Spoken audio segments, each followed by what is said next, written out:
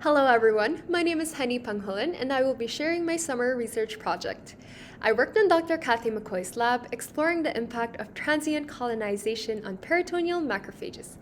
The immune system is categorized into two groups, the adaptive immune system and the innate immune system. And for a long time, it was thought that the adaptive immune system had this exclusive feature of immunological memory. The adaptive immunological memory is the ability of adaptive immune cells to respond more rapidly and effectively to previously encountered pathogens, whereas the innate immune system was always known to be incapable of generating this immunological memory.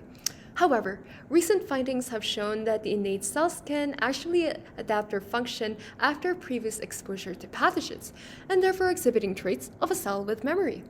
The difference between adaptive memory and innate memory is that adaptive memory is specific, whereas innate memory is non-specific.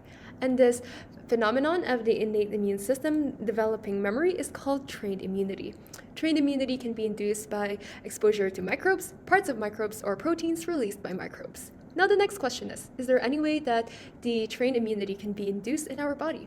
Well, lo and behold, we have the microbiome, consisting of trillions of microbes in the human body and most heavily concentrated in the gut. It is already known that the gut microbiota educates and regulates the immune system, but whether the gut microbiota can induce innate memory has not been known yet. Which leads me to my main question is, can the gut microbiota induce innate memory? And in my project, we specifically looked at a type of innate cell called peritoneal macrophages. And so for my transient colonization model, I used E. coli HA107. This is an auxotrophic model, which means that E. coli HA107 is incapable of surviving for more than 48 hours, as we can see in the graph on the left here. And then in the image on the right, we can see that these germ-free mice that I will be using goes from germ-free to colonize with E. coli HA107, and then 48 hours after, they return back to their germ-free status. So my first aim was to determine the impact of transient colonization on peritoneal macrophage populations and their response to inflammatory stimuli. And so for my methodology, I took these germ-free pups and gavaged them on these 4 different time points with 1 × 10⁸ CFU of E. coli HA107 or PBS as a control. Once they hit 8 weeks old, we then intraperitoneally injected them with 10 micrograms of lipopolysaccharide. Lipopolysaccharide is found in gram-negative bacteria and basically induces the inflammation.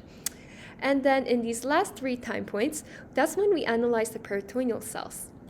So this is the flow cytometry analysis of my project, and we can see the PBS gavage in the top row and the HA107 gavage groups in the bottom row. Here we can see the small peritoneal macrophages. They highly express MHC2 surface markers and do not express F480 surface markers as much.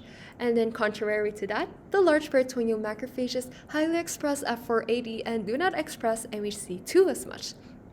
And then here we can see the control PBS group, and then the 24 hours, 3 days, and 7 days post LPS inflammation. And here is the analysis. We can see the number of cells in the small peritoneal macrophages on the left and the number of cells in the large peritoneal macrophages on the right. And then we can see that 24 hours after the inflammation, the number of cells decrease and increase their way through about the 7 days post-inflammation. Now, bringing us to our second aim, which is to determine the impact of transient colonization on the immunity to bacterial infection. Again, I took these germ-free pups, and then my team gavaged these pups in these 4 different time points with 1 × 10⁸ CFU of E. coli HA107 or PBS as a control. Once they hit 8 weeks old, this is when it becomes different because they were intraperitoneally injected with 1 × 10⁷ CFU of E. coli XCN14.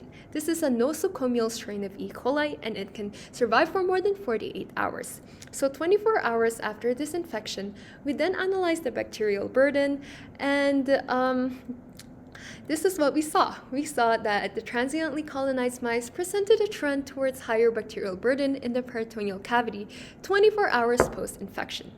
This brings us to our conclusion that upon inflammatory stimuli, prior exposure to transient colonization seems to accelerate small peritoneal macrophage repopulation within the peritoneal cavity. Transient colonization also seems to not cause a beneficial significant impact on cell function. Thank you